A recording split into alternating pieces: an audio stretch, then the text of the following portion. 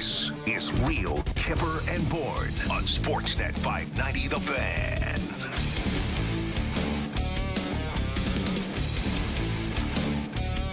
We'll get you ready for the Toronto Maple Leafs, New Jersey tonight. Nick Kypreos, Justin Bourne, Derek Brandeo, Dave Sisboom Boss, Sammy McKee for the next 2 hours. A few line shuffles. Bingo bango balls are out. And a very daunting schedule ahead for the Maplers. Which starts in New Jersey, 19 games. If you want to touch on the schedule right off the bat, JB. I think if I'm not mistaken, maybe as many as 9 or 10 will come against non-playoff teams. But this particular stretch will be considered their toughest of all the remaining games. Yeah. I don't think of the Leafs as a fast team, not they do a lot of skill things. They move the puck fast. They play fast, but I don't think they're the fastest players. The next 5 teams coming up here are maybe the fastest in the league. You got the Devils, then the Oilers, then the Sabres, the Avalanche, and the Hurricanes. So it is going to be a pace fest out there and a great test for Toronto. And again, remaining after that are teams that are on the outside looking in, including the Detroits, the Columbuses, the Montreals, Florida. But will we get a good idea of maybe the character of these guys without the likes of Ryan O'Reilly in the lineup? And tonight, John Tavares sits out. I mean, what do you look for? This is a game where they will go in as underdogs tonight. Yeah. They massive on the betting scale. I shouldn't say massive, but they're clear underdogs. Clear underdogs. Yeah. And I don't think anybody really believes that they can go in there and beat this club, which, by the way, is what? I do. How hot are the Devils? They're 7-2-1? Yeah. So everything stacks up against them. So what do you want to see tonight? If it's not just about wins and losses, what else do you want to see tonight? I think some of the greatest success the Leafs have had over Keefe's tenure has been when they've randomly called up guys from the Marlies, and they've got success out of them, whether it's Holmberg or Steves or McMahon or whatever. They've got guys to play above their proper slot and have success in small samples. And I want to see that the guys they traded for can be that too. I don't want it to just be that McMahon and Steves can do it. I want to see that Lafferty can go play 18 minutes and matter. I want Achari to be able to play 16 minutes. 18 was a bit aggressive, but play a lot of minutes and make a difference. So I think it's a good showcase for the new guys who have had trouble working their way into a good lineup to say, hey, we can play too. Sammy, where's your bar for a game like tonight? Tonight, I would say my expectations are quite low going into it. I think this is a scheduled loss for the Leafs. In all honesty, them coming east from a grueling 3-game road trip with injuries and all this stuff, and then them having to go to the Devils before they come home. Wouldn't this usually be a home game? Like that first game back, like a couple days after. Like this is very unusual. It's very odd for them. And how often do they go to the Devils twice in 1 year? It's just very, very odd one for me. I'm expecting them to make. I think my dream scenario is to see Samsonov steal one for the Leafs tonight. Is for him to be really, really good and him give them a huge chance to win and then win a tight one because Samsonov's really good and kind of get that goalie battle going. Like him put his nose in front and say, hey, I'm still the starter here, Matt. I know you played well on Saturday, and have him go in and respond and play well and have them steal one in New Jersey. That's my ideal scenario. I'm willing to start there as well. I think this is a huge test for Samsonov, and overall, we still believe in the grand scale of things. A good year for him.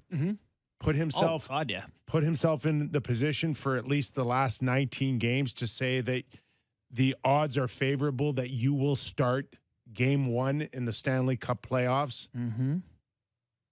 But there is this one factor of his season that does not bode well when he starts on the road. He is not a 500 goalie on the road. Mm-hmm. And to Sam's point, a good effort tonight, maybe even finds a way to steal it, as Sam is hopeful for, would kind of curtail that he can't win on the road feel. That's a great point. He goes down now 2 games under 500, and all of a sudden this storyline swells. Yeah, I read something yesterday about how the Leafs would like to see, I forget who wrote it. The Leafs would like to see Matt Murray get on track because he's who they expected to be their starter, and they want to see him ready to go for game 1 of the playoffs. And, you know, I was kind of thinking about how much we've talked about Samsonov, and I hadn't even really considered Murray to be a threat for game 1. We have a clip of the coach talking about this kind of stuff. If you, Yeah, I'll just add before you play it that if the guy can't win on the road, he can't be your number 1. He's not your guy. So you're right. I think it's important to go in and play well tonight. Okay, let's go follow that up with Sheldon Keefe's comments. Kyper's Clipper number 1 on his goalies. Obviously, we're going to use both and keep both involved. I don't know if I would say it's going to be necessarily rotation, but both guys are definitely going to play games and get involved. Right now, obviously, we play today, and then we don't play again until Saturday, so a bit of a lighter load that way. So Samsonov will go today, Murray will go Saturday, and then we'll just sort of take it from there as the schedule starts to really heat up again. So, you know, it is definitely good to get Matt back. He got through the game. You know, like I said the other night, I thought, you know, his stats will take a hit in a game like that. Unfortunately, because he was outstanding for us and kept us in the game and made some incredible saves throughout, and most importantly, came out of the game feeling really good and healthy. So that was the kind of the last sort of hurdle for him, is just to get into a game and all the stresses that come through playing the game that are maybe difficult to replicate in a practice. And he got through that very well. So we'll just keep progressing with him. The last and most daunting hurdle, getting in a game for Matt Murray. That will forever be his biggest hurdle. And he said it's not going to be a rotation at the start of that clip, which surprised me. Implying that Samsonov would carry the bulk? That's what I was going to ask. Which, See, what is that? What's he implying by that? Yeah, exactly. I didn't get enough to really read one way or the other. Derek, can you play the first 10 seconds again? Is that okay, guys? Yeah. Obviously, we're going to use both and keep both involved. I don't know if I would say it's going to be necessarily rotation, but both guys are definitely going to play games and get involved right now. See, all I got out of that is that we won't go 1-1. Yeah, just whoever's playing well. But I will go 2-1. Yeah. And then even to that effect, you know, we won't be a rotation necessarily. Protects you against if you feel like a guy's hot and you want to roll with them, you will. You're going to get a test. You know, those 5 next games, they have the first best offense, the third best offense, the fourth best offense, the sixth best offense. Like, they're playing the top 7 offenses in the NHL in the next 5 games. Top 5 in their next, whatever. Yeah. Shut up, Justin. We got you, buddy. Yeah. Obviously, injuries have played this goalie scenario out in itself. Mm-hmm. But I really get a sense, even these last 19 games, when he has both of them now healthy, that the vision that they had all along was that just they didn't really believe one guy was going to run with it one way or another. That all along they had this feel of little from column A, a little from column B. Exactly. That they thought that they were good. Like, maybe it's a mental thing that they worry about. One guy feeling like he is the guy, but I think I don't think they thought they'd get 2 good seasons. I think all along they thought they were gonna just rotate them on a short leash. Yeah, and that's where they are today. No, I know we are no further ahead than we were at game 1. Yeah, we're in the exact same spot. The only thing that we're further ahead on is that we believe they can both stop the puck at a league average rate this season, at this age, at this point of their career. They've both had Samsonov a lot more, but they've both had good stretches, I guess. Maybe stretches is stretching it, but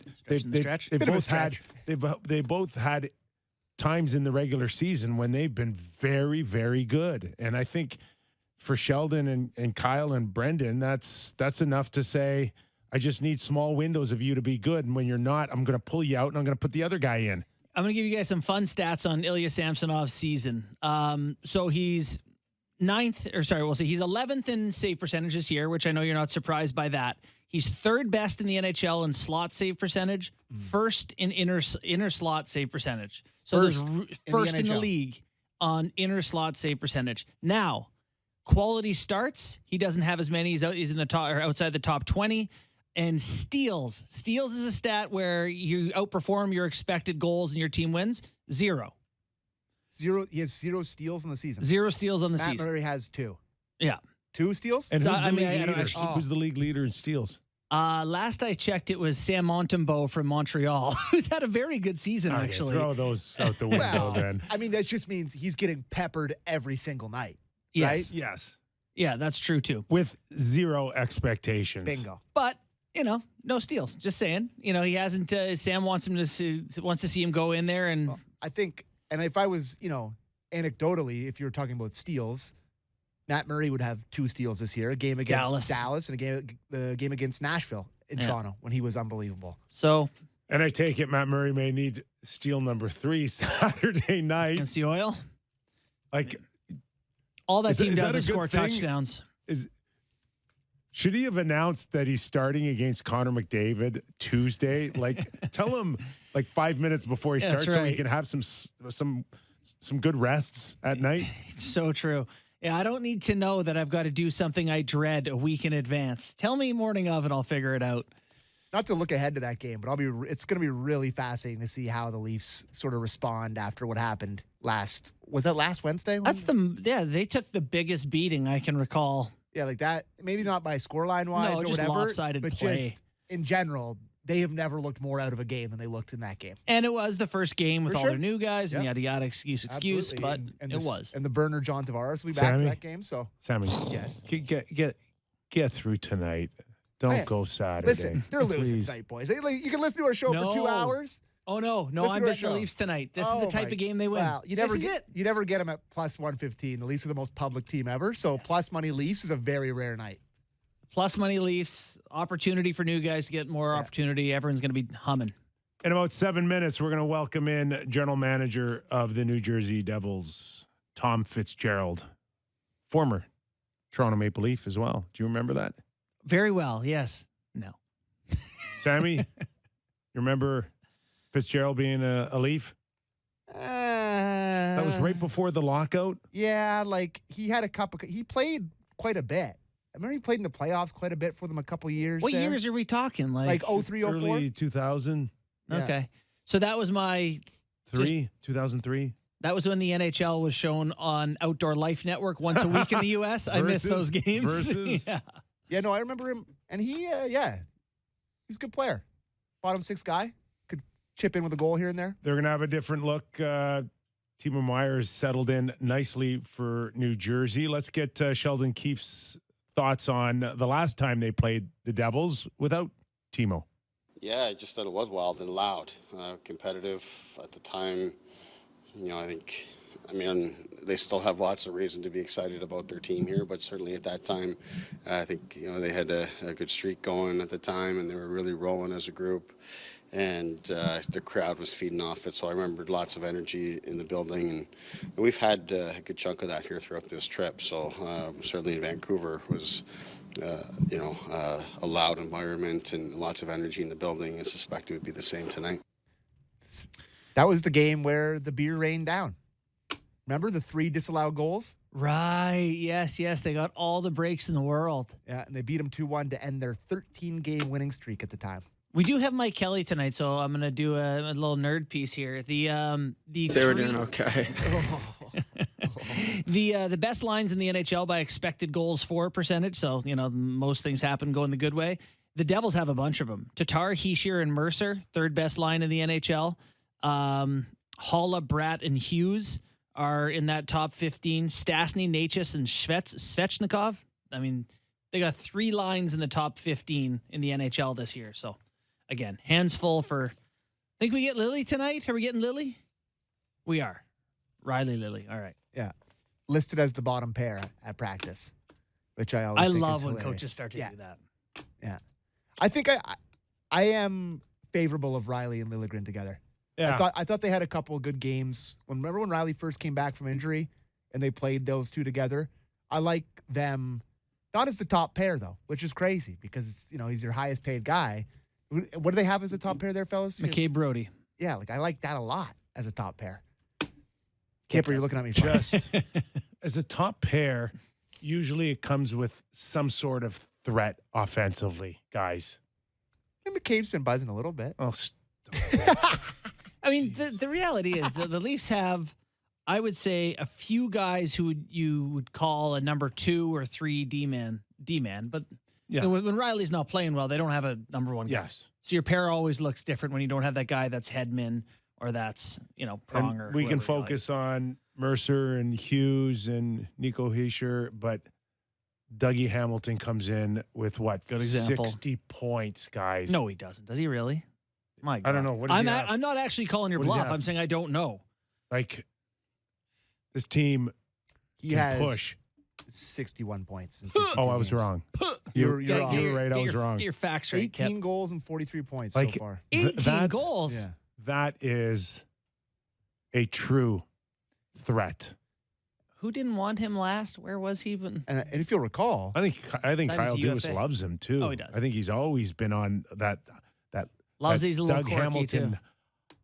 hunt when every team thought he was like weird or didn't fit in with their team, and he's like, no, don't confuse weird for just being really highly intelligent. Yeah, 100%. Yeah, like it is unbelievable that it stuck with this guy that someone said he likes to go to museums, and now they're he's like the yeah, museum guy. And yeah, I don't know if you remember this or not, but he was picked with one of the picks that was traded for Phil Kessel. Sagan and Dougie Hamilton were the 2 picks that the Leafs traded for Phil Kessel. Unbelievable. Ouchie. Uh, That's an ouchie there. That was a little Berkey. If we're going to focus on the Leaf blue line, let's go to Sheldon Keefe on his thoughts on. Oh no, okay, it's Ryan O'Reilly. Yeah. Oh, I thought he meant. It was just a little update on Ryan O'Reilly. Did he? He did. Okay, then my apologies. I thought it was Morgan Riley, but let's focus on Ryan O'Reilly with his comments. Yeah, he met with the specialist yesterday, ended up having surgery here this morning, which was, in a lot of cases, this is sort of how it goes, is just to stabilize the fracture a little bit more. Everything I was told went really well, and timeline's 4 weeks. So, we'll give him that time, of course. And like I was saying yesterday, the nature of the injury, I think we'll see him back on skates pretty quickly, and that's a good sign. And then, of course, we'll welcome him back when he's good and ready. You'd love to see him play 4 games before Well, playoffs? what is 4 weeks exactly? That takes him to April 4th, maybe, and then the season ends on the 12th. Have a look, Yep. JB, for us, and I think there's 2 games, maybe 3 games in that. Yeah, I'll get you 1 sec here. We are so when you get into April, their last game is April 13th. So if let's say he's back on the 4th, they play the 4th against Columbus. Okay. They play the 6th, the 8th, the 10th, the 11th, and the 13th. Oh, that's a lot of hockey. 6 games conceivably. So he should maybe get 5. He should So he be gets able 5. to get four to 5. Yeah. You don't need to jam all of them in there. Leaf season ends with a bang. Bruins, Canadians, Panthers, Lightning, Rangers. So hopefully everything is clear and clean, and no infections and all of that. Have you broken any digits? No, I haven't, but I remember this one story where I got traded with Steve Larmer, and he took a heavy slash off of Gary Roberts and broke his finger, and they told him 4 to 6 weeks with a pin. Now, Steve Larmer had this consecutive streak in Chicago, and we have Chicago now in 10 days since he broke his finger. And he's just like, I ain't missing that game. Yeah. So he played with 10 days after his surgery to put a pin in. And there's some guys to this day on our team think that he was so uncomfortable with the pin that he actually took the pin out with a pair of pliers in the dressing room. Really? And I don't think that that's true, but that's the story that's going. That's the myth of what how tough he was. But probably have a doctor in there somewhere shaving it down because it was sticking out of his finger. Yeah. Listen, if it was the playoffs, Well, I don't think Ryan O'Reilly would be gone 4 weeks. yeah, so I broke my thumb. I took a hard slash off a face-off, broken thumb, and I didn't know it was broken at the time. It was playoffs for us. I was our leading scorer. I was like, I'm going to play. So we ended up, I switched to a stick, like an aluminum stick with no vibration, and they had a little splint, so it's sticking out while I was holding it. But I played. It's a matter for me with fingers. Is like, you can play. Does he want to jeopardize his hand and his future contracts and all that? Who knows? But he'll be able to play. Face-offs also a big part of his game. Maybe he plays second line with Tavares. Do we have Tom Fitzgerald? Hey, Tom, really appreciate you joining us. We know you're getting ready for a big game tonight, but thanks for your time. How things going? It's good. I'm not really getting ready for the game. Oh, listen. Good luck. Long days. Sure. Good luck grabbing like 3/4 of your colleagues as a general manager. It's like, I don't do that on game day. It's like that. Little meditation on game days is welcoming. Before we get into some detail about your hockey club, just give us, the view from 60,000 feet from going from a team that, was on the outside looking in for the last few years to being a genuine contending team now. Well, the 60,000-foot view would be the vision that I'm really sure when he came to New Jersey. You know what, Tom? We're just going to get a cleaner line for you. We'll call you right back, okay? Okay, we'll get the general manager of New Jersey back on the line momentarily, and we'll see if we can clean up. Just before we had him, we were talking about O'Reilly, so I'll squeeze it in. Maybe with a bad hand, this incentivizes them to keep him on the second line with Tavares so someone else can take faceoffs. So he's not coming home or jumping in and putting a lot of pressure on that. It might be an incentive to keep on the second line rather than go 3. Yeah, who knows how it's going to look. I mean, we're going to get a completely different look for obvious reasons with no Tavares and O'Reilly in the lineup. But Tavares cold must still be acting up today. You see once, even in April that he's got to lock something in, those last 5 games when it comes to the lines that he envisions for game 1. Yeah, and so it's a good time for him to come back. The good news is less games to get hurt closer to playoffs. Coast through till then. Okay, Tom, sorry about that, but your overall thoughts on the season so far? Yeah, my bad. That was my end. Well, I was saying, like, when Ray Shero came in, I don't know, 8 years ago, his vision was to really become one of the youngest teams. We were the oldest team in the league, so you do that with trades and obviously gaining future assets.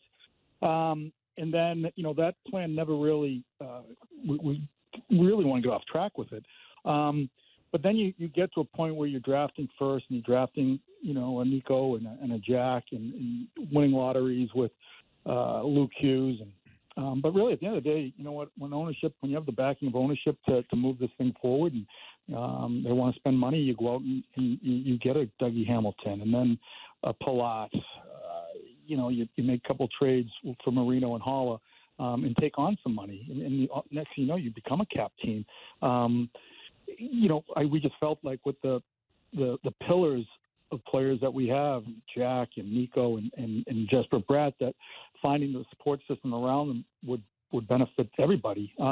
Last year, I think, was a year where, the data told us where we were going. The data showed that we were trending on being a good team and comparing to teams, really good teams in the past when they were at this stage. And, so we felt that, going into the summer, how can we further support our young pillars and, going out and making a trade for Vanacek just to secure the goaltending situation and allowing Mackenzie Blackwood to grow and have support.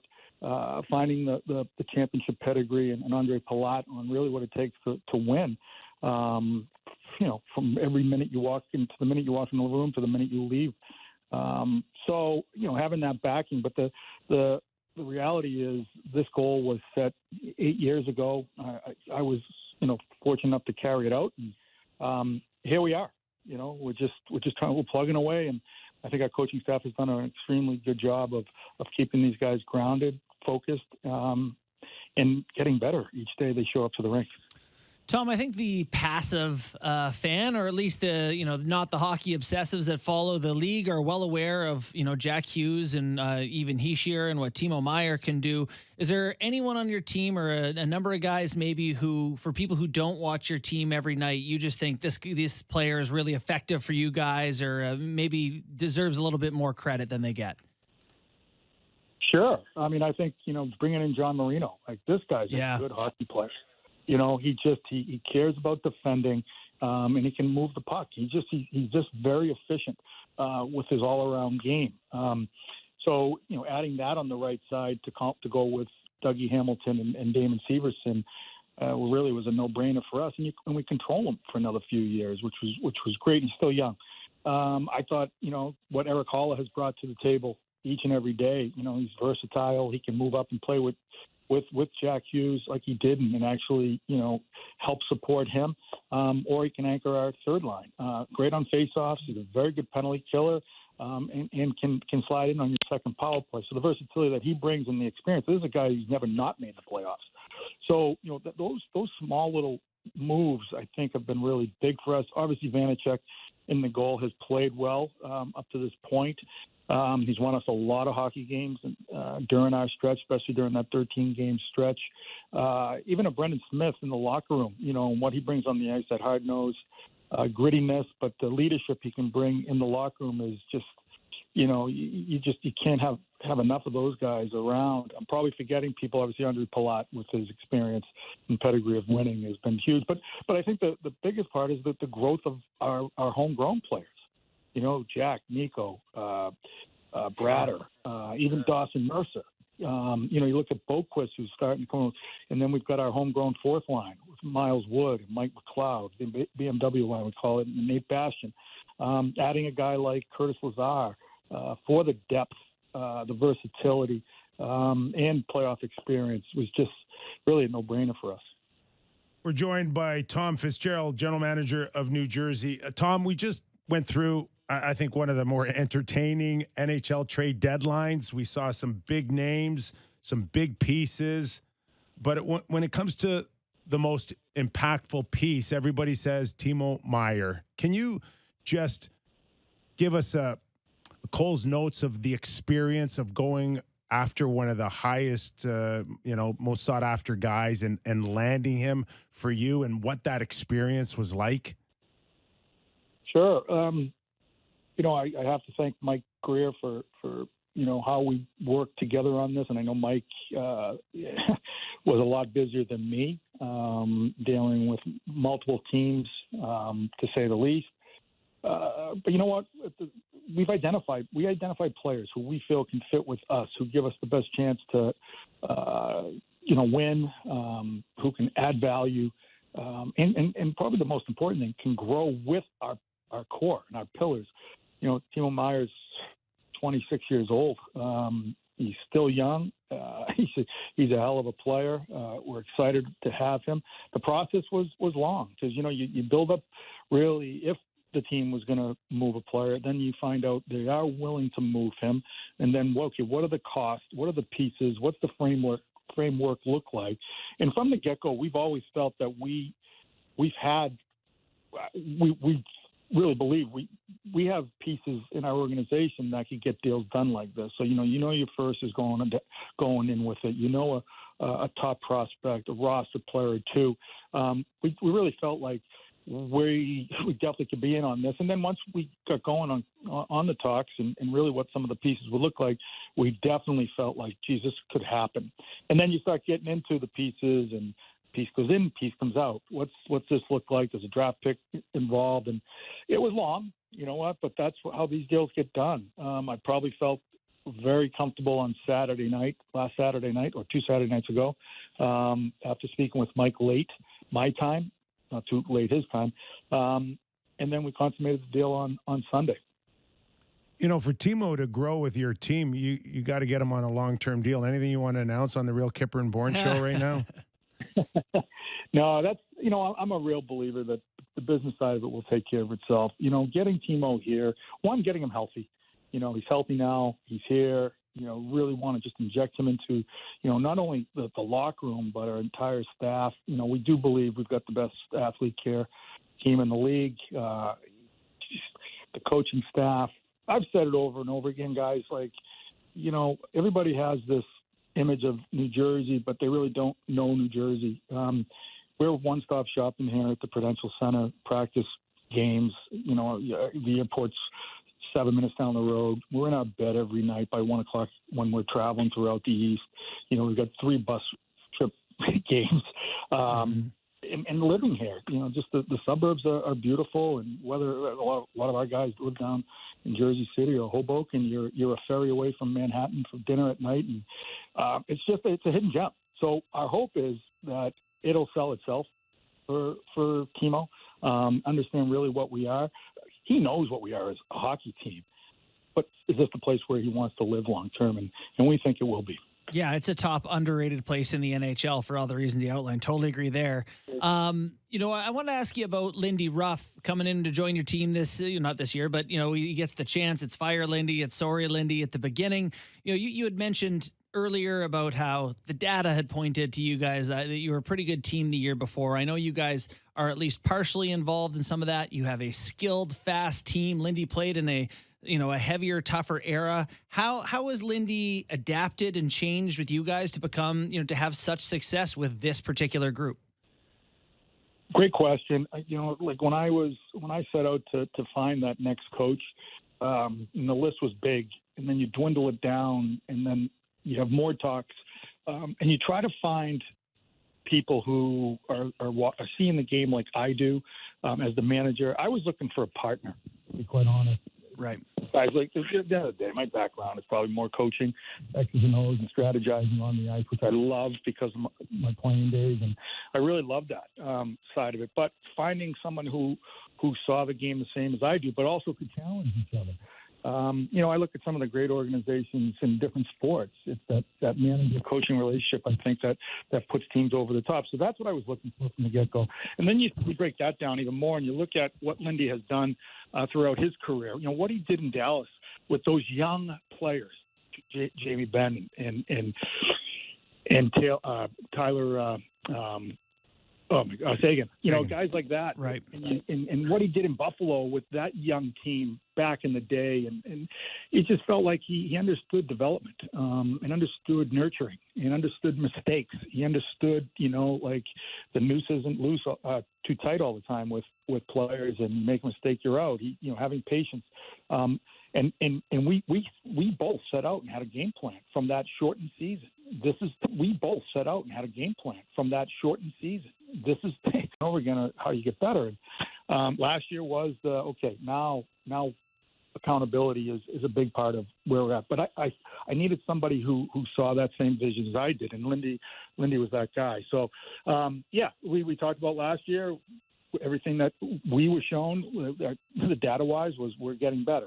But this year was it was more cultural change, the additions that we made, and really surrounding what we've established, what we've built up through the draft with the players we've mentioned to support them and push them and understand really what it takes to win.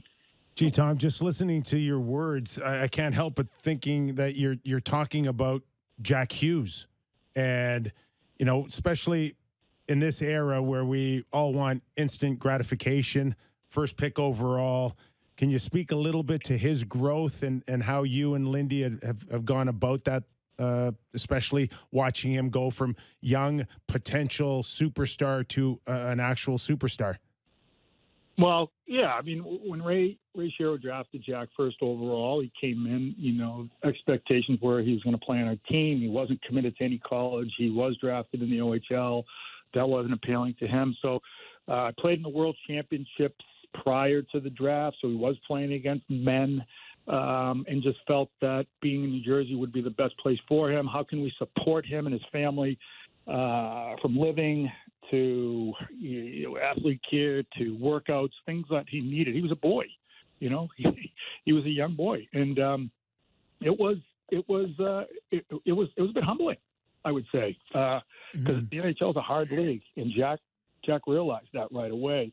But with that being said, I don't think any of us would change that path right now, because I really believe, and I think his family believes, that he had to go through that to understand really what this league's all about. So when he says at the end of the year, when he and I sit down and talk, what surprised you? What was something that you really didn't see? I couldn't believe how good defensemen were, meaning how big, how mobile, how rangy, how little time and space you had. So if he didn't have that, I think that happens the next year, which would have been his first year. Right. So I just think by just dropping him right in the deep end of the pool, I think we've all benefited from, because he really quickly understood what this league was about, what he needed to do. Matter of factly, what he needed to do, and then as you continue on after that first year, the season was delayed. Remember, we didn't get going in January, so he in particular had along with everybody else, but he needed an extension of his off ice training in the summer, and I just thought that really benefited him. He came back, he had the bigger legs, he was thicker. You just saw the growth in his body, and I just think those little things right there really helped him become the player he is. And he's fun to watch, and he's a highly competitive kid, and he just he doesn't want to come off the ice. Just so competitive. Yeah, he seems awfully energetic. Last one for me, and we really appreciate your time again. Just your thoughts on the Toronto Maple Leafs coming up here. They had 6 new players at the deadline. Things have been a little rocky since all those additions. What are your thoughts on integrating players at the deadline? Can it be too many to sort of disrupt the flow of a team, or do you got to just kind of make the changes you got to make? Well, I think every team's different. Every manager has a different philosophy. I don't look at any other team and what they've done. I've said this over and over again. Like, we're not a reactionary team. I'm not a reactionary person. So when we see the Eastern Conference doing what they did, building up to the deadline, we were just doing things that we felt were best for our organization for the long haul. And Timo Meier was that, and even Lazar, because we control him.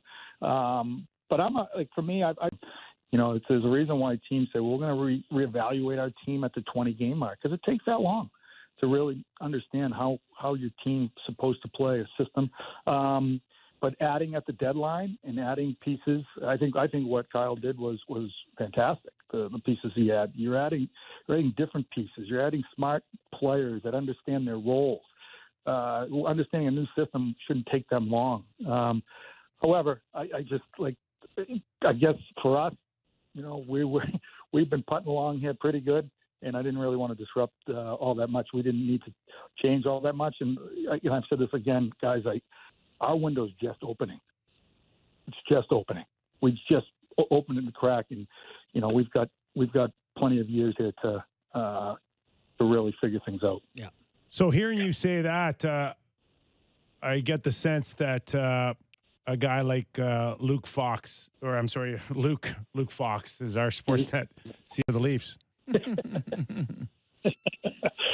Well, that's great. Our plan is, Kyper, our plan is for Luke, to turn pro whenever his season's over and integrate him with our group. But by no means is there pressure on this young man to jump in and be the savior or the guy who's going to put us over the top. Hey, listen, if he comes in and things snowball in the right direction, it's gravy for us. That'd be great. Same with Simon Nemec in the American League. If he was able to get a chance and with his experience at the American League level, so we just feel very fortunate that we have 2, along with Alexander Holtz, who's back in the American League and doing very well. We've got those guys in the hole waiting for their turn. Hey, Tom, really appreciate your time, man. Thanks for doing this. All the best of luck to you and your team the rest of the season. Thanks, guys. Appreciate it. Anytime. Thank you. Take care. What a great interview. Okay, so Luke Hughes, think about, I don't think we'll ever see in the near future an impactful transition like a Cale Makar, but this guy has a chance to be really special too, this Luke Hughes, which is people not familiar. This is a brother of Jack and Simon Nemec too is another guy for them, is an interesting note.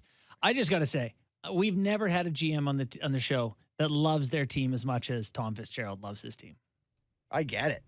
I How get can it you too. not? I mean, they're third in the NHL by points percentage. 2 years ago they were garbage.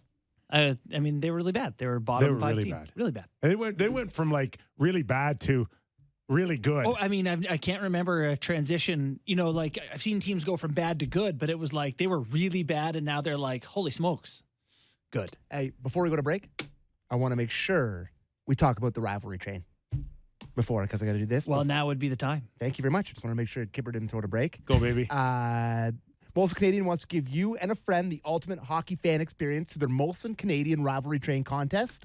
This includes a round trip train from Toronto to Ottawa to see your Leafs take on the Sens April 1st, with food and beverage included at the game, as well as an overnight hotel accommodation. Hey, now, to enter, all you have to do is tune into the Real Kyper and Bourne show every day this week and listen for the code word and then text it in to 59590. Today's code word is Maple Leafs. Text Maple Leafs to 59590 right now for your chance to win. We have another code word for tomorrow.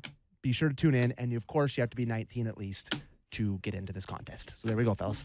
Brrr. You know what that sound is? Text That's the flying. text coming in right now. How many did you have yesterday? I'm just looking right now at the text line quickly before we go to break. Yesterday, there was no less than 1,000. I'm looking right now. Are you serious? They are flying. So lots of people want to go see the Leafs in Ottawa. How could you not? Sounds like a sick trip. The trains, I loved. Yeah. Anyways.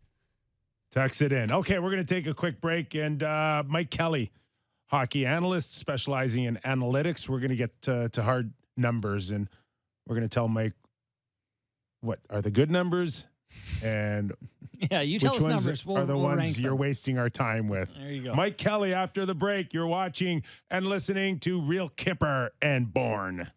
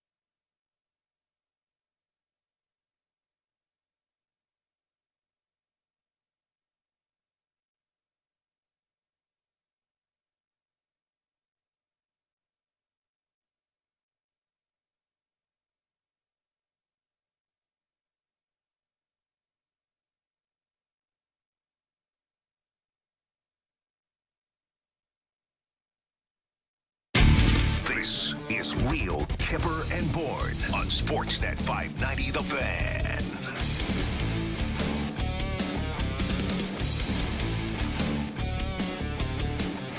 It's all about the numbers. Welcome in Mike Kelly, hockey analyst specializing in analytics, NHL Network, Sport Logic.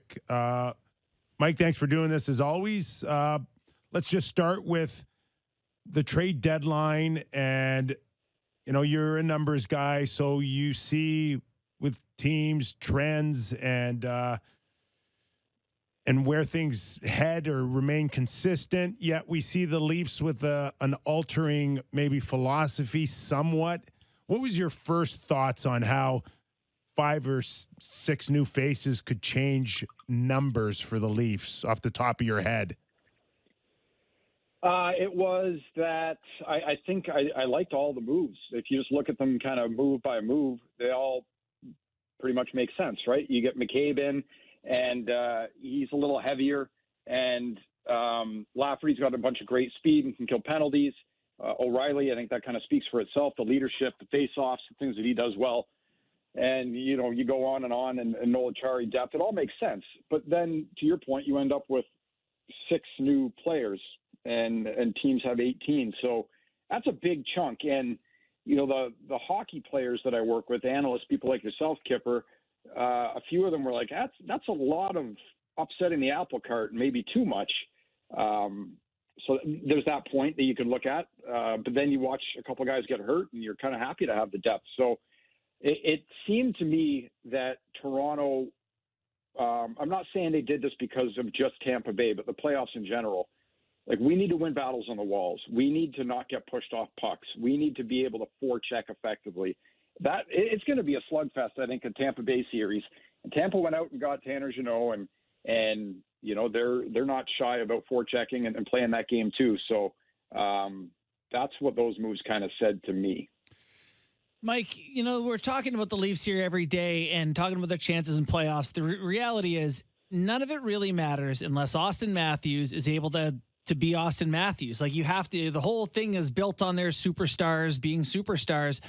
He's been a superstar, but not as good as he can be. Have you seen anything in the numbers or even with your eye test, just watching Matthews this year in terms of his decline in offensive output? Because it is down significantly. Yeah, and you know what? I'm looking at this the other day, actually, and I'm thinking, you know, Matthews, you know, he's obviously not doing what he did last year, but he still scored a lot of goals this year. I mean, it's not like he's having a terrible season, but the simplest thing is last year in just about every critical offensive category when it comes to goal scoring, he was either first or very close to it.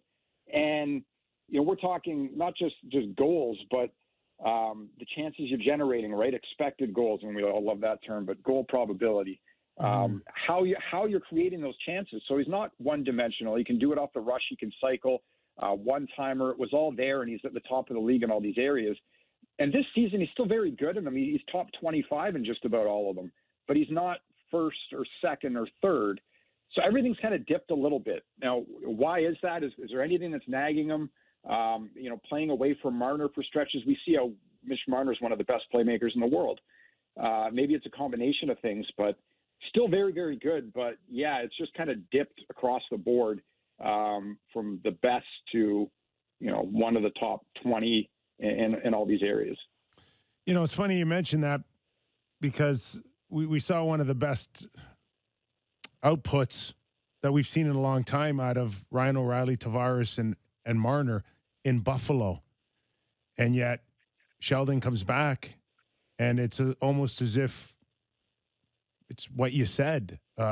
Matthews needs Marner. I'm taking him off that line, and I'm putting him with Matthews. And Matthews, I think the next game, 2 goals or better looks. And coincidentally, I don't think Ryan O'Reilly had a point after that for a few games. And like, you need 2 Mitch Marners almost for, and was that a bigger statement for Matthews needing Marner, that you have an output like that in Buffalo and can't keep that line together?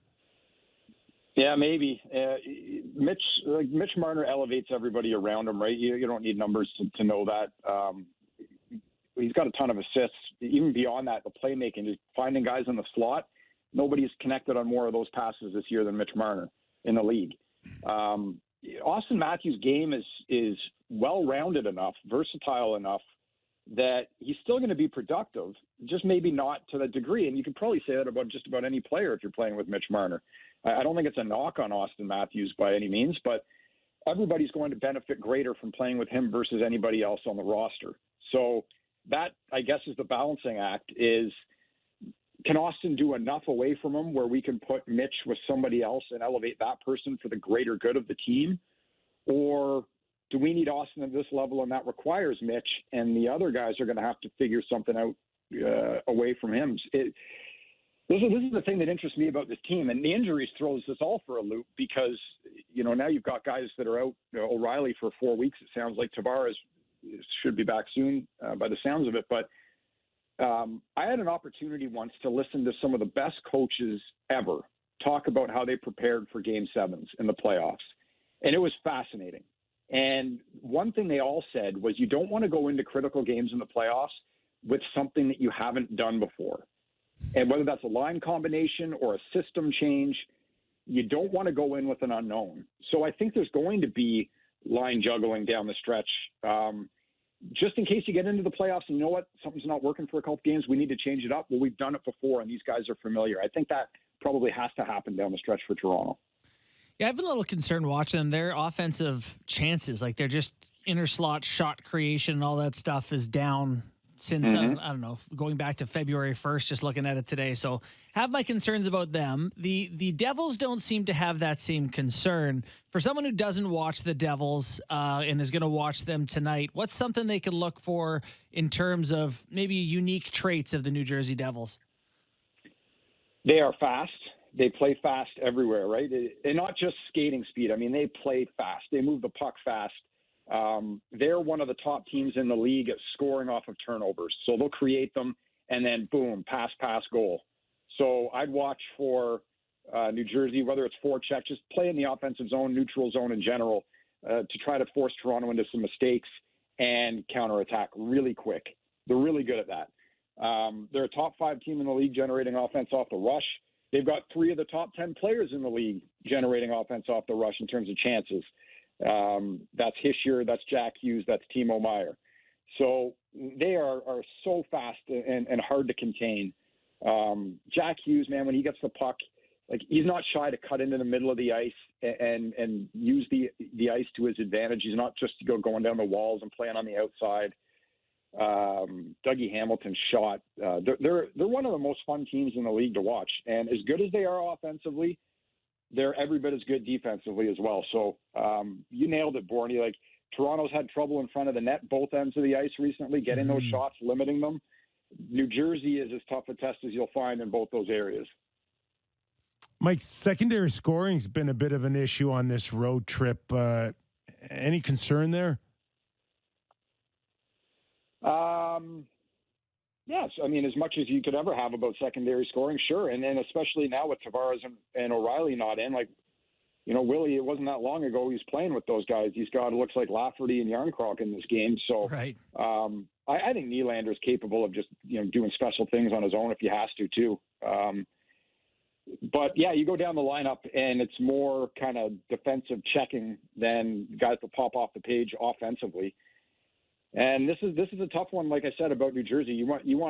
It's a tough one for their top guys to score against this team, let alone you get into a depth matchup. The third line for the Devils has been fantastic recently. Toronto to try to win those battles will be tough. And I saw you mention this earlier, Borny, as well, like the next 5 games for Toronto, all the speed they're going to be facing in those teams. I think you can even lump Ottawa on the back end of that into it. Ottawa plays fast too, at least offensively. So these are going to be challenging games for certainly the bottom guys, but even the top guys. So let's zoom out to the league a little bit at large and just get your thoughts on some surprising seasons from players. I don't know if there's anyone who stands out to you in terms of guy maybe you didn't think was a superstar or just guys taking a step. Does anyone pop out to you that just kind of, came out of nowhere for you? Oh, that's a good question. Just top of my head, can we say Connor McDavid? Yeah, it's still ridiculous, isn't it? He's going to score this many points. It's nuts. Just keeping with the matchup tonight, even Jack Hughes. I didn't think Jack Hughes had this kind of scoring in him, maybe ever. Definitely not this early in his career. Like, he could score 50 this year. I didn't see that coming as well. And one of the things I was looking at recently, a little trivia for you guys if you want, but I'm looking at dual threats because Jack's become that now, right? That he can score at the rate that he's scoring at. We know he's a great playmaker. So guys in the league this year that have 30 goals, 30 assists, 100 shots from the slot, 100 passes from the slot, or into the slot. There's 5 of those guys. Jack Hughes is one of them. Yeah. Feel free to name any others if you can think of them. Connor. But dual threat, playmaker, goal scorer. Yeah, McDavid's another one. McKinnon? No, he hasn't played enough. Do we have Draisaitl? No, he's not one. Kirill Kaprizov? Kirill's one. Very nice. Pasternak's another one. Yeah. Hold on. What do you got, Sammy? You got a contribution? You got to guess, Sammy? Oh, they have 30 goals already? Does that 30 goals, 30 I was going to say assists. Marner, but no. Not Marner, no. Hughes, McDavid. Tage Thompson. Tage. Pasternak, not Tage. No, he's a shooter. Kaprizov. He's just rifling off the top of the circle. Not Bo. All right. Well, not Bo. I'm ready for the answer No. whenever you are, Kip. I'm ready for the answer. Colorado, Mikko Uncle. Rantanen. Oh, yeah. Miko? Miko Rantanen. Yeah. So, What a list. Anyways, yeah, when you just talk about dual threat guys, and if you use that kind of criteria, I think it's fair. And those are 5 awesome players. So that's where Jack's kind of got to. And I didn't think he had the goal scoring, but other players who have kind of jumped up out of nowhere, like, I mean, RNH the season he's having in Edmonton. That's 78 points. He's 10th in the league in scoring. And, he's a really smart, intelligent player, but there's been some great stories this season. And I have on occasion on this show mentioned that, like, it is rare that when the Leafs are going well and you have a 1-2 punch of Tavares and Matthews as your number 1 and number 2 center, they're both shooter mentality guys, which lends to your, I don't know, imbalance. So more playmakers? Well, just usually, traditionally, you've got one center who, out of 2 that are better known for playmaking than they are scoring. And Leafs have always presented Matthews and Tavares as shooters first, right? They like their goals. Yeah. I mean, Matthews is a decent playmaker. He's a goal scorer, and if he gets the puck in a good area, he's going to shoot it as he should. Tavares is a net front type guy. They're not playmakers per se. Yeah, totally agree. That's interesting. I wonder if you look at top 6 centers kind of across playoff teams, even just good teams, what the archetype breakdown is. The thing about both of Matthews and Tavares, so they can score different ways. They're 2 of the best players, too, kind of off the puck, getting it back, using their body to win battles. They have a lot of similarities in just kind of how they play in the O-zone as well, I would say. But you're right. Not 2 guys that are. Well, listen, I'll go like again, outside of the traditional look, your best 2 playmakers are wingers. Marner and Nylander are better passers and setup men than Tavares and Matthews. Like, find me another example over the course of history of that. It's rare. Hadn't thought about it. That's an interesting thing to think about, though. Yeah, no, it's the Leafs have a very different looking roster this year. Obviously, a few more heavy guys than they have in the past too. So it is a unique group. Do you have at this point a cup favorite? Last one for me is to get your sense heading in here. Is there a head? Is it? I'm sure. Actually, you know what? I'm going to take the Bruins off the table. Outside of Boston, is there someone else? Yeah, it's like the McDavid discussions, right? Other than Connor. Look, pumping New Jersey's tires from the second game of the year. Wow. I think they could look if they're probably going to play the Rangers in the first round. I'd be inclined right now to pick them as favorites over the Rangers. I didn't have the Rangers on we did a top 5 most improved organizations on deadline day at the NHL Network. I had the Devils on there. I didn't have the Rangers. I think New Jersey could be sneaky in that sense. And you guys might laugh at me about this one, but the LA Kings finally got some goaltending. And that team has been so good defensively and so good kind of everywhere else. And the Pacific is not a juggernaut division. I don't know about winning a cup. Let's not go that far. Getting to a conference final wouldn't shock me. So those are kind of maybe more sleeper-ish picks. They're all sleepers in the West. Yeah. Yeah, they might all be sleepers in the East other than Boston too. But what's cool in the East, right, is that those 6 teams, no one's going to be surprised if any one of them wins the Stanley Cup, right? Right. Mike, really, you good? Yep. You good? Oh, yeah. All right, we're going to let you go, but always appreciate your time, and certainly gave us some food for thought on your 30 for, what was it again? What was that stat? 30 goals. Dual threats. 30 goals, 30 assists, 100 slot passes, 100 slot shots. See, I like that a lot. Love it. Okay, Mike, thanks for doing this, man. Mike Kelly. All right, cheers, guys. NHL Network, Sport Logic. See, useful. So who was it? It was Pasternak, Rantanen, Kirill Kaprizov, Jack Hughes, and McDavid.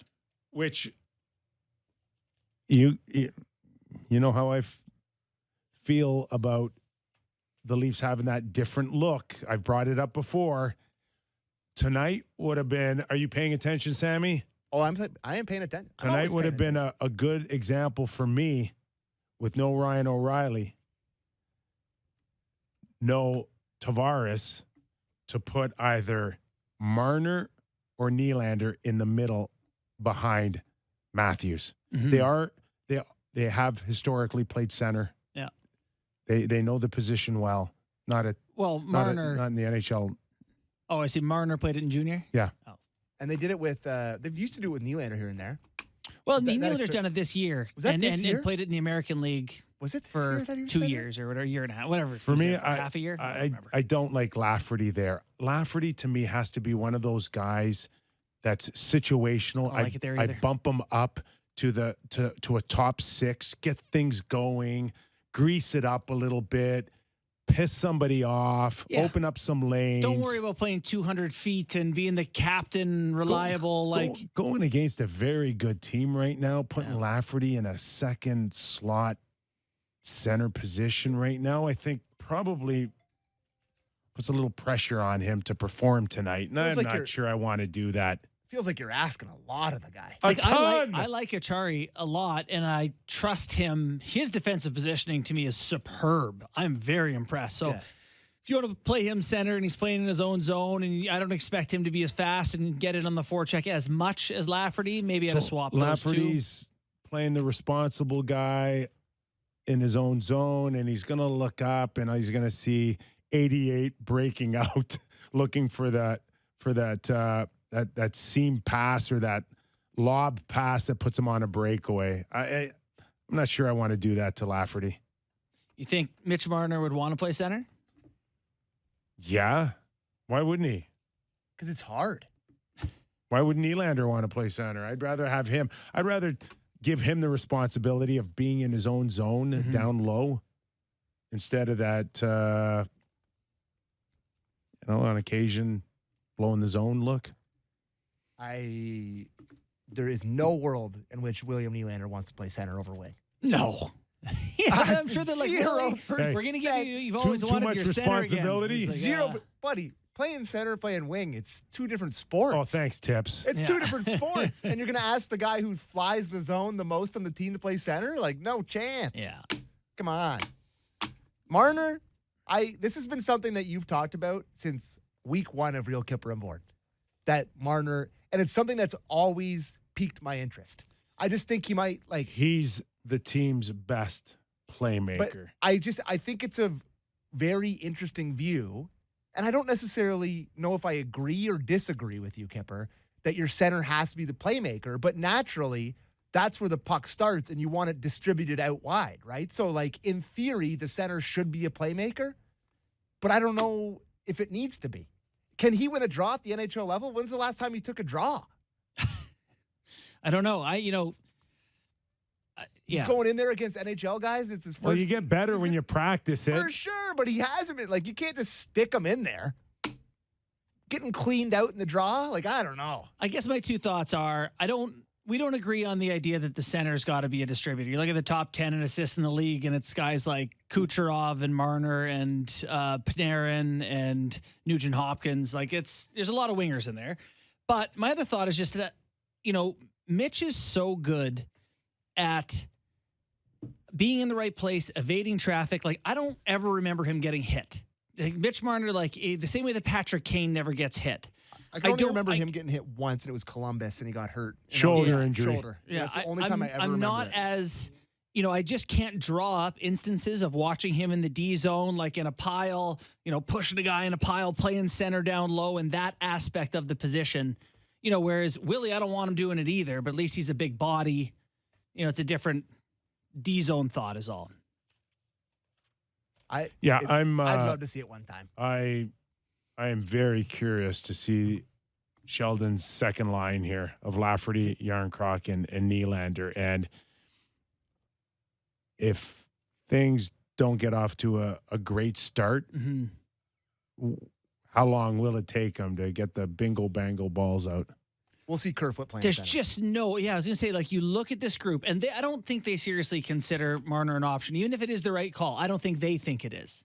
And so just looking at the lineup, you don't have anyone. The second line, it's like, who else goes there? You know that meme with where the guy slaps something on the water? When it just fixed it? Yeah. It's Kerfoot. Yeah. It just Kerfoot's that for Keefe. He just puts him wherever. It's like, well, we need a second line center, Kerfoot. Yeah. Top line winger, Kerfoot. Like you could put Bunting up with Willie. Field.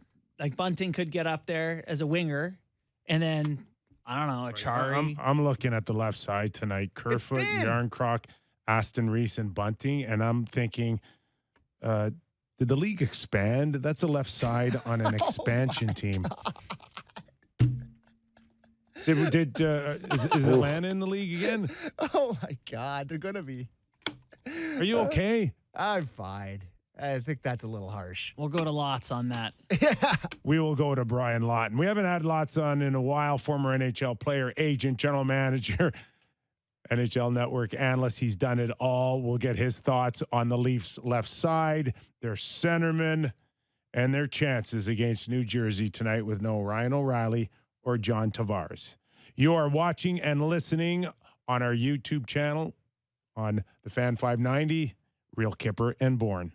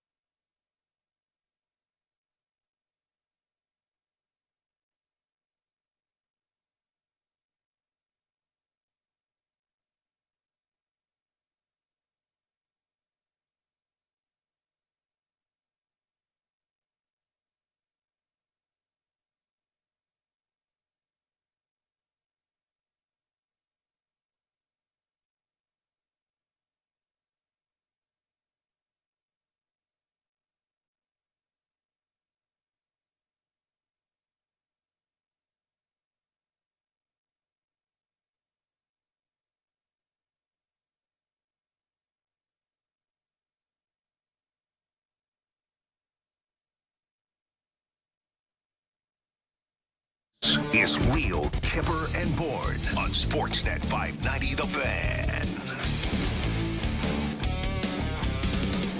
Just waiting on Brian Lawton to join us momentarily.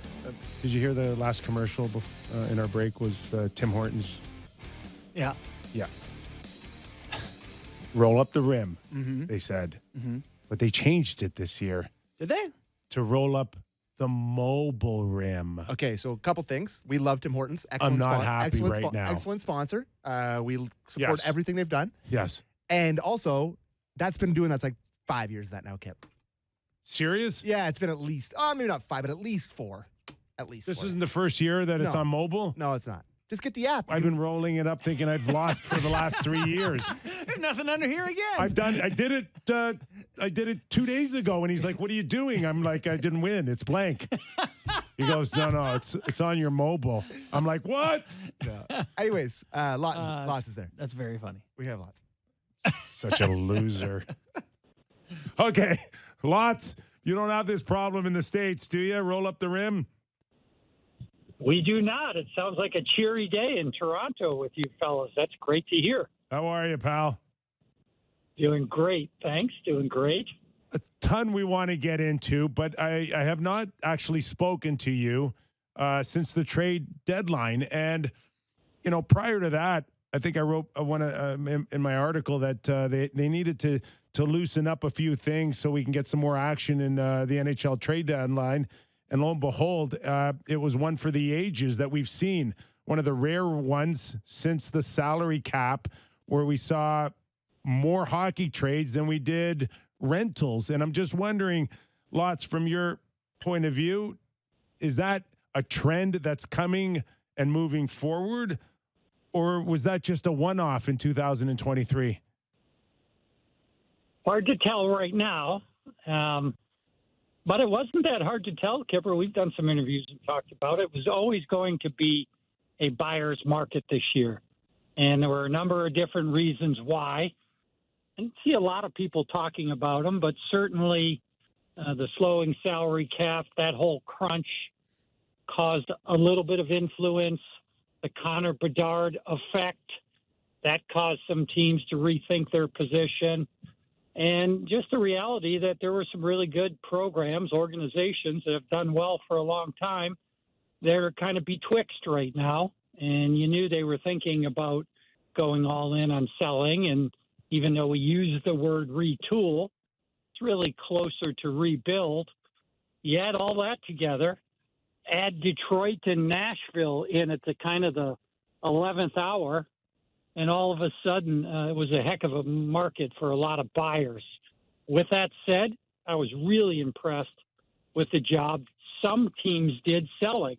They were able to feel the momentum of the trade deadline because it's not all favored one way or another. It's like a hockey game. And, even you can pick out deals and say, wow, that was really fortuitous. Something maybe like Marcus Johansson goes for a third rounder by Washington. That was good timing because there was a lot of supply out there for guys kind of like him. Oscar Sundqvist, goes the next day and goes for a lot less, a guy that's probably more capable right now. So when you really go through it, John Klingberg, pretty good player, John Klingberg, just wrong timing, and you get stuck with him. And you get a fourth rounder in return for eating half the salary on a $7 million number.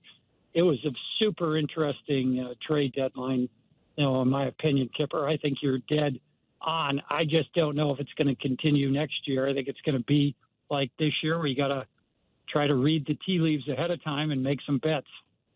One team who's had success there, I would say the most success there in past years, made another big move. That's Tampa Bay. They had Tanner Jeannot for 368 picks, but whatever, they got Tanner Jeannot. What is going on with that team, though? They know they're locked into the Toronto Maple Leafs in round one, but I looked at, records since February 1st today. They're 25th in the NHL since then, obviously on quite a skid right now. Is this just they know who they're facing in playoffs and can turn it on, or is it something bigger with them? I don't think anybody knows right now, to be honest with you. They obviously have played a lot of hockey. They do have some injuries. It was announced that Hedman won't be in the lineup, obviously. this evening. So, some guys have been dragging. They've got a tried and true team that's proven, battle tested. But they certainly look like they're off right now and they've lost their edge. Will they get it back? As you just said, yes, I think they are probably the strongest organization in recognizing that it's all about the playoffs. They've had a good year, but not a great year. They're really struggling now. But I feel like they'll get it back and they'll be rolling come playoff time. But maybe not. Maybe the Toronto Maple Leafs will catch a huge break. I know that would be welcomed there in Toronto if they're not on top of their game going into the playoffs. Usually one coach, if he wants to make a statement, he benches 1 star, not 3. What were your thoughts on that? My thoughts on that, and this is generally the way it is around the National Hockey League, is, by the time the public or the media figures things out, the coach is way ahead of that. And I took that as a sign that things aren't quite right there in Tampa. I didn't take it as a one-off, even though that's how it was presented to the public. I took it as John Cooper recognizes, we've got some issues here about how we're approaching the nightly job that we all have. And that's different for Tampa because they've been a model of professionalism for the last number of years, more so than anybody else in this league. But I took that as him definitely recognizing that he didn't like where things are at, and it's not necessarily a one-off. Yeah, they certainly don't lack guys with heart, so you'd expect them to show up and turn things around in fairly short order. I mean, all the teams at the top of the East right now, you expect great things from, right? I mean, you had 6 teams there who are, maybe the 6 best teams in the league. Who do you think made the biggest strides at the deadline? Is the addition of Timo Meier the biggest one? I know the Rangers added a couple. Who took the biggest strides in terms of getting better at the deadline? Well, I do think so far, one of the more stable teams, which is, not something fans are accustomed to hearing, has been New Jersey. Mm-hmm. And adding Timo Meier, I thought, was a huge move. I keep waiting for that team to come back to earth, and I have seen no signs of that. They had a little bit of a momentum letdown, I guess I could say, a while ago. But for the most part, they look rock solid. The Rangers, on the other hand, I don't think they've got everything quite worked out yet with the moves they've made. They haven't quite figured out how to integrate Kane and Tarasenko to the best or the best possible lineup they can put out there. So that's a work in progress, but they've still got time. Boston absolutely blew me away with the Orlov trade. Everybody's seen what he's been able to do. He looks like a different hockey player.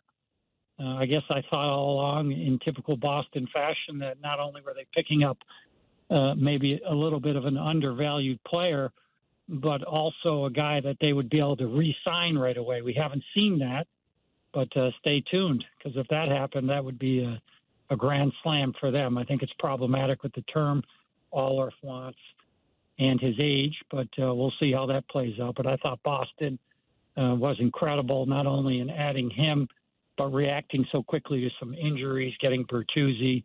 I thought they did a really, really nice job. Lots, what took the trade deadline to another level is just exactly what you said, but it wasn't Boston. It was Brian McClellan's decision in Washington to unload. To me, trade deadline went to another level on a name that we never heard all year long, and that's Orlov. And we knew Orlov was a solid guy, but I don't know. He just presents like such, more impactful or have we seen more out of Boston than we ever felt in Washington for him on how impactful he is? Chychrun's another one. I don't think anyone ever doubts his talent or his ability to play 22, 24 minutes a night. It's just a matter of staying healthy. And then there's Kyle Dubas, who went a little bit more conservative with Jake McCabe.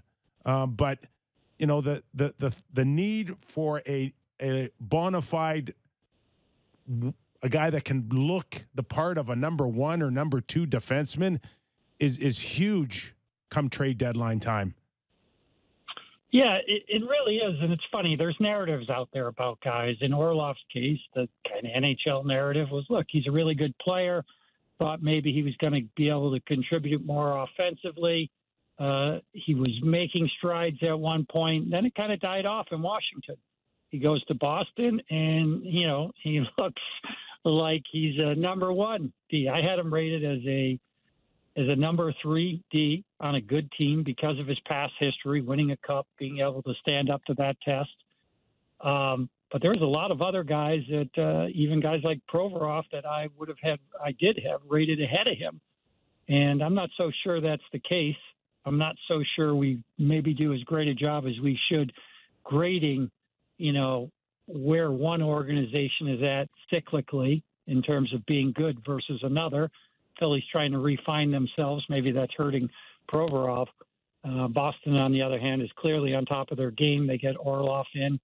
He puts up 9 points in like 6 games, and everybody's like, where did that come from? That's just part of the variance that, these guys are tasked with trying to make moves off of.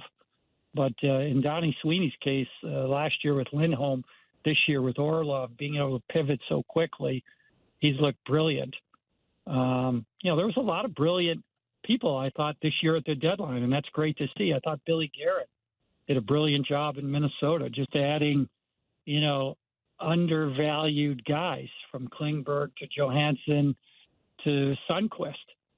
That feeds into the way they play, and that may pay huge dividends for them down the stretch here. I mean, don't look now, but they're knocking on the door of taking over Dallas for first in the Pacific, and we haven't talked about them that much this year. So lots of things to love about this deadline. There really were. Yeah, and one of them was biggest deal at the deadline that people are like, yeah, okay, and it's Kane to the Rangers, right? Like, he picked his team. The return wasn't insane. I don't know. It just feels like an under-discussed thing. Do you think that Kane makes them better? I mean, significantly better? What are your thoughts on the addition of Kane? I think in some ways that the Rangers may have taken a step back, and that'll disappoint and surprise a lot of people. But the reason I say that is the evolution of the Rangers was coming out of that phase when you're acquiring talent and you start to look like an all-star team. But you don't really look, and Kyper can appreciate this, having been one of those guys that really helped to turn a good group of players into a good team, someone that's willing to sacrifice, maybe play a different role than someone else, maybe play a lesser role. All of a sudden, I feel like the Rangers took a little step back to that, which is what I thought helped propel them out of that stage, was getting some more guys to fit into roles, having people be willing to sacrifice. And that was the big change I thought Chris Drury made, taking over after Jeff Gordon. But this has been perplexing. There's still lots of time for the Rangers to figure it out, but it certainly hasn't meshed right off the bat by any stretch of the imagination for them with either one of those two guys, who are both really good players. But sometimes in the National Hockey League, as Vegas and even Seattle has proven this year, the team with the most star players doesn't always beat the team that maybe just has a bunch of really good players but doesn't have as many weaknesses. So I'm watching that whole trend very, very closely. I'm going to ask this next question and lean on your expertise as a NHL executive.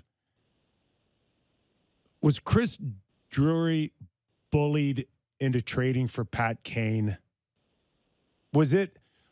For me, it makes no sense whatsoever to go get Tarasenko first and Pat Kane second, unless you thought all along that you weren't going to get Pat Kane, and then you commit to Tarasenko, and then all of a sudden Pat Kane says, I only want to go to play in New York, and you're like, well, am I going to be the idiot to go against the New York fans on one of the most electrifying player in the last decade?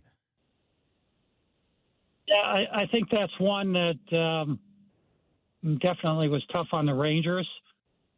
You know, the attitude from the Blackhawks was very clearly, you know, Patrick could pick his place, which is fine. A player's, you know, earned that by not necessarily what he's done, just the club gave him a no-move clause.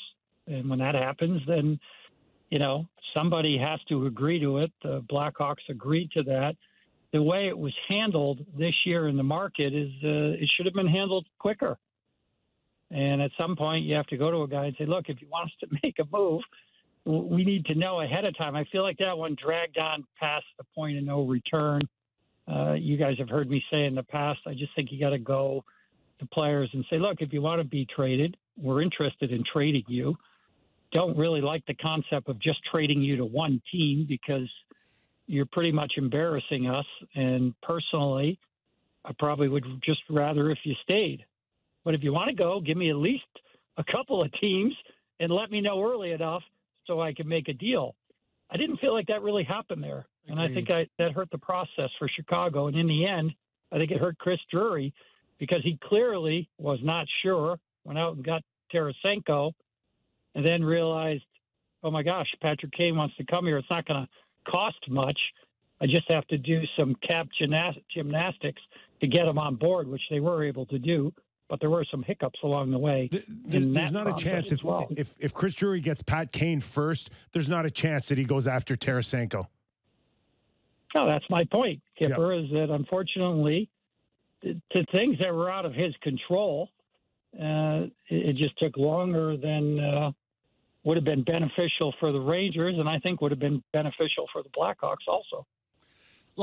You're the perfect guy to ask this question to because I'm going to ask you about the Vancouver Canucks because there's a lot of moving parts at play there. There's what the players want. There's what agents are trying to do for their players. There's what GMs and presidents and all that stuff are trying to make happen. What are your thoughts on essentially, I think one of the biggest tire fire seasons, unfortunately, that I can remember in terms of just decision-making, managing, blow-ups. It's been fairly bad. What are your thoughts on their deadline, what happened, and the position they're currently in? Well, obviously they really kind of started things off with Bo Horvat. I think that shook everybody awake because, as Nick Kypreos is writing stories about nothing's going to happen, they stepped up out in front, Kipper, and made a big move. And I'm being facetious, but that kind of woke everybody up. Should we be surprised by that particular big move? Do you think GMs are going, oh my gosh, I can't believe that? I don't think so because the DNA of Jimmy Rutherford it's kind of his thing. He likes to get his business done early. Everybody knows that. Lou Lamoriello, another guy that doesn't say much, but Lou does an incredible job. And Lou identifies who he wants and he goes out and gets them. So I wasn't necessarily shocked, but I do felt like that woke up the market a little bit. In terms of Vancouver from there, I understand what you're saying. It's just tough to read what direction they're going in. You'd have to ask them. Do I think that was the right direction for them to go in, where they're kind of buying, kind of selling? No, I don't. I don't believe that. I think they could have been a little harder. There's things that go on, fellas, that the fans never hear about. You don't know what the ownership's position is. You don't know what other influences Jimmy Rutherford and Patrick Allvin are working with. And I'll cut those guys some slack on that. But on the surface, did it look like that made sense? What went on there? It did not to me, no. When you were running the Tampa Bay Lightning and all of a sudden you realize in the best interest of the team, we should trade Vinny Lecavalier.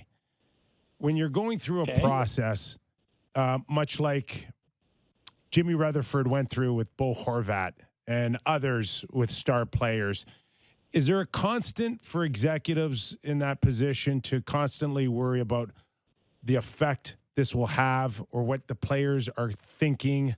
And I wonder now, even in Orlov's case in Washington, while Brian McClellan's working on a trade with Boston, is he wondering how Ovi is feeling on this, or would that conversation have happened a long time ago before making the decision to trade Orlov? I have not asked Mac this. My suspicion is he would have been in pretty close contact. He's very conscientious about where his players are at. We were conscientious in Tampa about where our players were at. I think most of the general managers in this league are. You want to have a pulse of what's going on. You want to have a pulse of what's going on in your room. You want to have a pulse on, how players are feeling, what their outlook is. Does it always matter, or is it the most important thing when it's all said and done? No, GMs have to make really tough decisions that are best for the organization. For us in Tampa, I felt it was best because of Vinny's contract more than anything, because of, we were rebuilding, not retooling, and it didn't fit. And I felt like it would have fit for at least one other club, which was the case. What I mismanaged was that I was reporting to one owner, and essentially in that particular case got rejected and found out that I needed approval from two owners to do things. So that was on me. It didn't work out. I felt like that was best for the team, and that's the end of it. You just move on. So that was Carey Price to Tampa Bay, and what was the trade again? Oh, there was a bunch of very good players that potentially would have been involved. It's already a sore subject for me. Okay, pal, I won't take you down that path. But I am curious about the idea of dealing with ownership. When we have Doug McLean on, he talks about dealing with his owners, and that's the story out of Vancouver. Everyone, mentions that the ownership there has had some say in it. Is that maybe an underlooked angle from the media or for fans, and really how decisions get made with their roster? Yes, it absolutely is. Look, my job was super easy up until that point, but I had one person that I was working very closely with in the ownership group, and I had the easiest job in the world. I talked to them every single day about what we're doing and why. I would outline what the risks are and the rewards, and there was never any really new information that was coming up other than this constant flow of what's going on, and that worked beautifully. That isn't always the case. Not everybody manages that way. I'm very communicative. That's the way I am. I also felt it was in the best interest of the organization to operate that way. If you're doing that with your owner, then your strategy is easy to execute on. If you're not, and they're finding out late, then that's problematic. And I don't know what the case is in Vancouver. I do know Francesco Aquilini. I think he's a terrific guy. I think he's a very easy guy to communicate with, but I can't speak to any more than that. I don't know what's going on there. I really don't. I just know that, he's a pretty good guy to work for. Communication is paramount to him. All right, one quick one, because we've already gone over our time limit with you, and we really appreciate it. But in the East, Buffalo, Ottawa, Florida, Pitt, Islanders. Who makes it? Who doesn't? Well, notwithstanding last night, I'm feeling very good about Ottawa. I think their team's really coming together. I think their patience paid off, in the Chychrun trade. I feel like that one, really fell into their lap at the 11th hour, and they jumped on it, and they did an excellent job.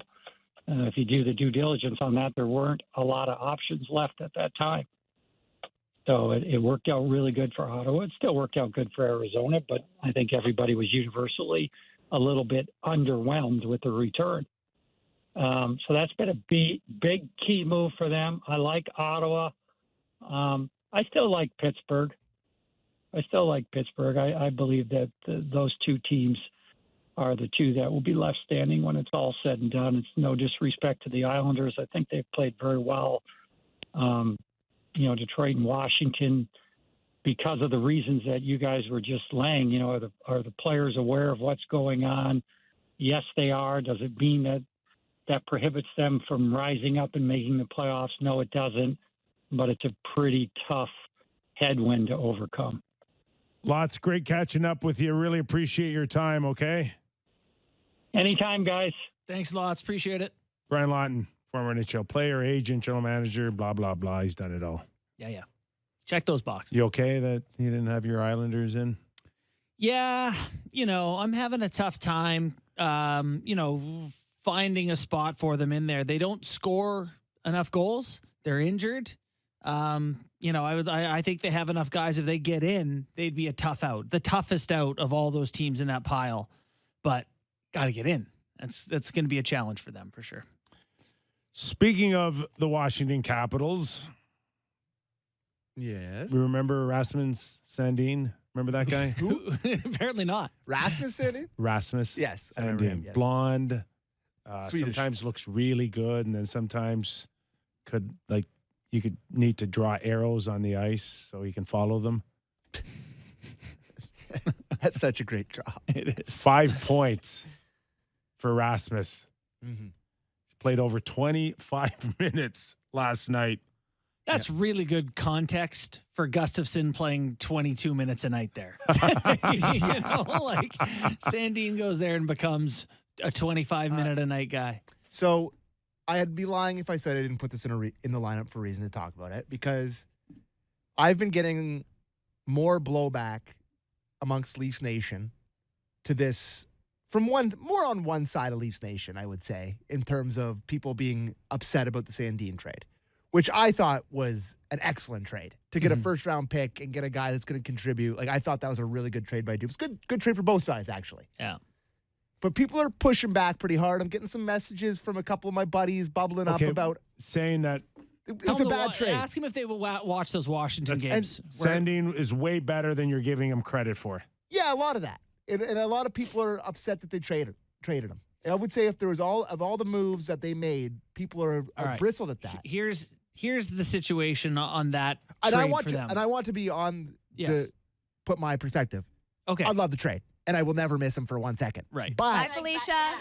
But that's not a universally thought. No. A lot of people are kind of it's bubbling up a bit. I think it hurt people that they didn't turn that first into another player. Here's the thing with Sandin is that he's going to be a better player than Gustafsson is today. Like, I think he's a more useful everyday guy in the NHL. Gustafsson is a better power play guy than Sandin is today, and maybe ever will be. Gustafsson is a legitimate power play quarterback. It's about the only skill he has at the NHL level, but given the Leafs' failings, you can live with having a guy who doesn't play, but if he gets in, he could fix the power play or at least run a power play with some success. A first overall pick for Sandin to me was First round. First round. The first, I would say, a week prior to that, Kyper and I had a conversation about him and said he was worth like what Dermott would be worth, like a third, or something like that. So it helps them with a great pick. You get a guy who can do something unique for your team that Sandin didn't, and there was no room in the lineup for the guy. And can I point out that they won 8-3 against the Sharks in his debut, again with I think Capo Kakinen. He's a goalie, right? Plays for them. Their goalie had an 880 save percentage. Yeah. And he was on the ice for 2 of the 3 goals against in an 8-3 win. And then last night, he had 2 points, and he was on the ice of 2 of the 4 goals, and they lost. So, yeah, listen, context nobody's is going to important. judge. No one's going to make a judgment but that this people guy's are. going to turn himself into a Norris Trophy candidate because people are so excited to make the jump. This is why the post-trade deadline week is a nuclear time for takes. It is. It is a nuclear take week. Yeah. Where You everyone guys just feels Giving immediately the Norris Trophy. immediately validated or immediately like pissed off, or they just want to be like, I love that guy and he's had 2 seemingly good games that I have not watched 1 second of. Therefore, I am smart. You are dumb. And listen, well assessed. and I said that one of them trade for Orlov before they did it. So I'm not playing the results on that one. he's still got a window and he's still young enough at 23, I guess, where there is some potential for some growth. I'm not sure how much smarter he's going to get or how more, where's the ceiling on him still? Washington traded him like there's a very high ceiling. Yeah. I don't care if it's San Jose or Boston. You play 25 minutes a night in the NHL. It's a big deal. For sure. It's a big deal, right? Yeah. You got to have a coach wanting to put you in that position. And there you go on Eric Gustafsson then. He's playing 22 minutes a night. Well, and We're listen, calling it a big deal, then it is. I'm sure, and we talked about this pre-show, but they're having a tough year now in Washington. They're not very good, Washington. Dude, they're awful. Since February 1st, they're bottom 3 and like So everything. I think if you are the general manager of the Washington Capitals, you're probably walking down to the coach and be like, "Hey, let's see what that new toy does. Yeah, that's a good point too. Let's put him in. Let's put him in some minutes here." Just to touch base on what you're saying about a power play. Mm-hmm. the only way we're going to really know if your words come true is that you're going to have to give him starting power play minutes. And I'm not, he will not like put a dent in anything playing the last 30 seconds off of Morgan Riley's $130, $140. If in fact he's as good as you say he is on the power play, then at some point Sheldon's going to have to come off a commercial break or, you know, any scenario where he is the first D over the boards. Is that going to happen soon? It's tough, right? Like we've talked about Morgan Riley all year and kind of an underwhelming season. They don't seem quick to want to give him any sort of step back. They wrote him on the third pair today instead of writing Liljegren up with him, which is the most, oh, come on, thing ever. But yeah, no, I think it's a situation, Kip, where it's like, it's game 4. They're 0 for 12 on the power play. And now you're out of desperation going to a guy. Yeah. And that's not building something here. It's not building something long term, but I think about like backup goalies that have got their starters through injuries in the playoffs where you say, get us through this round so we can get back to our guy and get right. There are plenty of instances of that, whether it's Grubauer for Holtby or Fleury for Murray, whoever. Get us Scott through. Darling. Yeah, get us through a round. And if Gustafsson can give them something better than Morgan, I don't think it's going to happen either necessarily, but at least you have something to go to. Whereas Sandin had a pretty sizable run during the regular season running power play 1. 2 years ago. And it didn't look any better. It looked worse. A few years ago against Montreal, if I'm not mistaken, they sat in Morgan's playoffs, ass it down. They shut Morgan down. That was against Columbus. And they turned Sandin into a power play star for them. Well, they didn't turn him into a star. They put him on the power play. They treated him like a star. Yeah. It stunk. But that was the desperation where you go, we just need someone. Maybe this guy can do it. And like, I mean, just if you want to judge trade, it's like, oh, -2 and they lost to Chicago. What a horrible trade. Yeah. It's like, this is such a time for people to. Anyways. It really is. And the worst take out there might be that Dubas didn't protect this group with, they lost their two of their best 5 forwards. Every team looks significantly worse the next roster you roll out -2 of your top 5 forwards. Like when game 1 starts, health, of course, the 4 lines are going to look good. It's going to look like a good hockey team. Yeah. And the playoffs start, it all wipes away, and including Tampa's poopy stretch right now, which is not going to matter in April. It's not going to matter. They're going to be. You think Tampa's not going to be ready to go? I do think Tampa will be ready to go. That's what I mean. But That's just fool's gold right now. If you want to just think about writing them off. I can already hear us. Do you remember in March when Tampa was whatever? And then, condescending Cooper condescended the Leafs out of the first round again after he condescended his own players. There's let the record show when that happens that we never for a second said Tampa stinks. I haven't bought this for a second. Yeah, but you are looking for cracks in the armor. I am really excited though for the Leafs first round matchup because it's awesome for our show because we get to play just as much Cooper as we do. Yeah. Keith. Yeah, I like reading between the lines with this guy Coop too. Blows up the Leafs in half faux. He's like, is there a better team than this Leafs it's team? his favorite thing. Yeah, that was like what a dynamic group. That was like Marchand talking about Marner. Marner's my favorite player. The best. He's my favorite player. I tell him all the time. And everyone's like, see? It's like going to the beach and laying a trail of popcorn for the seagulls. It kind of is. Yeah. You think Leaf fans are feeling a little better that Ottawa shows that they can go into a really bad team last night and lose 5-0? That's ugly. You know what, that one hurts. That's a reminder to Sens fans or to fans who haven't been rooting for a good team that it's hard to keep doing it every night. And even against bad teams, good teams, bad teams, you got to do it every night. Boston season's so incredible because they beat everyone. They're a rare team, but this Leafs team, they're the 4th best team in the NHL by points percentage. They've lost to the bottom teams a dozen times. The thing that amazes me the most is that their goaltending does not take a night off. Like, For come the on, Bruins, just yeah. stink one night. Saving it for postseason, Just- Kip. When the Islanders Just roll one over night. them in look, 6. look like you can't stop a beach ball. Yeah. Just be a sieve one time. Be No, a sieve. hey, Ullmark didn't just suddenly turn into No, he did. Vasilevsky. No, he did. He did. You At guys least- are buying it? This is it? no, Ullmark is Vasilevsky? no, I'm not buying it. But he has turned himself into Yes. Vasilevsky this season. He has 100%. Okay? He's You better can't than say that he Vasilevsky. hasn't. He's Right. been way better than No, Vasilevsky. I don't but know what tomorrow brings. I can say that I don't think he is suddenly, the league's best goalie. but I think there's. no, he. How can you say he's not the league's best goalie? Who is? I think Vasilevsky is. Not this season. Okay.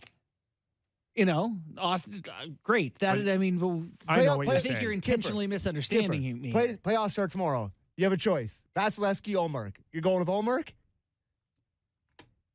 You can have Ryan Nugent Hopkins or Austin Matthews. Nuge has more points than Matthews. Who Is do it you want for right- your franchise? Is it right now coming off his last 2 weeks? I'll take Allmark. No, you're nuts. Then I want you to answer. Do you want Ryan Nugent Hopkins or Austin Matthews? No, in we don't playoffs? want that. No, I End want of that show. answer. No. Listen, I'm not writing off Vasilevsky. I'm just saying that he's got some time to straighten his game out. And they do need time to straighten things out. There's no light switch Yeah. that you're going to get Vasilevsky in his Game 7 mode coming off some bad losses. There's no guarantees. Yeah. But I'm just saying that for at least this season up until now, and I don't know what tomorrow brings, but Ullmark has been the most impressive goalie in the National Hockey League. Vezina trophy. No question. No doubt. No, it's But been, I'm still, if And I there's- have to win a cup and I'm choosing a goalie, I am absolutely taking Vasilevsky. good 10 news. times You out of get 10. to beat both. And there's no signs. No, Like there's not. always some signs. Yeah, we were like, boy, I don't know. I don't trust how he looked on that. And It's no, just it's so scary how Good all the good way he through. is. And then Swayman. Anchorage, Alaska's own. You don't like Swayman? I mean, whatever. No, I like Swayman. He's fine. I think he's good. He's fine. He's fine. You'd love him here right now, and he would be so far the number one goalie here in Toronto. Nah, whatever. Yeah, whatever. I'm talking to super fan. Yeah. They only have 4 shutouts, though. That's a little surprising. Is that right? Yeah.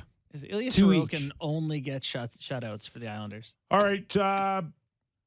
Like I said off the top of the show, I don't think the Leafs have to win tonight, but I want them to be in the game the whole night. Just stay in the game. Samsonov, keep him in the game. Stay in the game. Surprisingly good showing from the Leafs tonight. Sammy, Here it comes. What do you think? Blowout? 5-1 Devils, yeah. Not bad, eh? Yeah, I'm going to get spanked tonight. Love it. You? Oh, I got the Leafs tonight. 3-2. Oh, you do? Yeah. I'll take Jersey in overtime.